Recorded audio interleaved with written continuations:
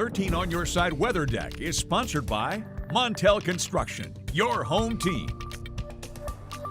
Well, if you have to be outside today, make sure you're bundled up and have the appropriate footwear. Meteorologist Sam Jacks joins us from the weather deck now. Sam, I hope you have good tread on your shoes because it's getting slick out there. Yeah, you know what? The heels weren't my best choice, but there's a lot going on, Jay. And the last thing I'm going to worry about is my footwear at this moment in time. But no, you should be having hats, gloves, all of the wear out here. Again, I am not leading by example early on this afternoon. We want to start things right away, though, with a look at our satellite and radar, where we're already seeing the impacts of this powerful winter storm as it braces throughout West Michigan. You can see the areas of purple, that is sleet currently, an area of freezing rain just south of I-94 currently, and snowfall to the north. Very, very light snow coming down. It feels a bit pellety though, so it could be sleet that's currently coming down outside on the weather deck as well.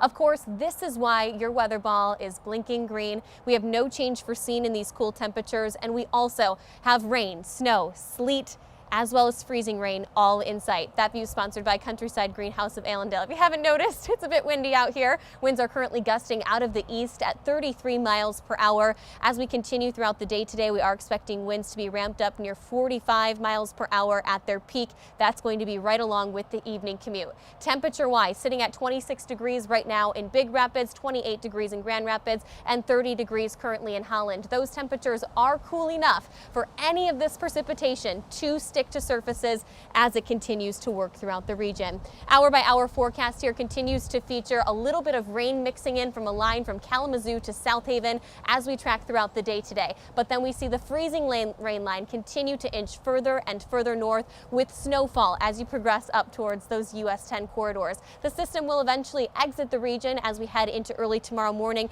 with only a little bit of lingering precipitation expected. All right, here's the ice accumulation forecast that we have been watching for many days now. You can see a ½ inch of ice potentially expected in the Grand Rapids region, 0.3 of an inch of ice in Kalamazoo. Those of you further north, despite not seeing the ice, you still are going to see accumulating snowfall. That ½ inch of ice takes us out of the problematic category and into the potentially crippling category in terms of impactful conditions.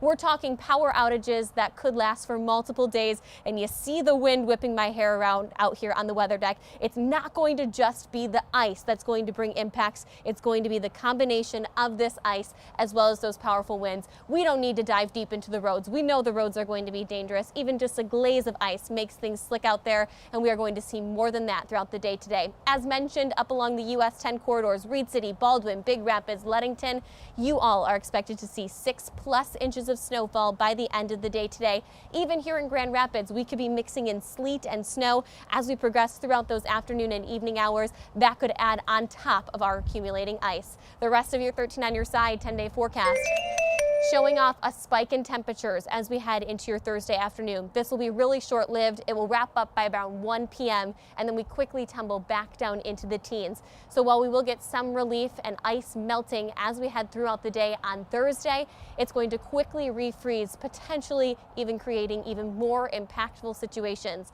Late Friday night, we do have a brief round of rain that's expected to roll through, or excuse me, brief round of snowfall, I should say. But then as we head into the weekend, you can see above average temperatures. That's when cleanup efforts will certainly be well underway, and it's much needed after this powerful storm is expected to barrel through. Thanks, Sam. Get back inside and get warm. We've been telling you about what to expect from this storm for several days now, but with a storm like this, you want to prepare for the worst. How about some things that you can do to keep your house warm if you lose power? The National Weather Service says first, close those blinds and curtains to lock in some heat. You'll also want to close doors to avoid wasting heat.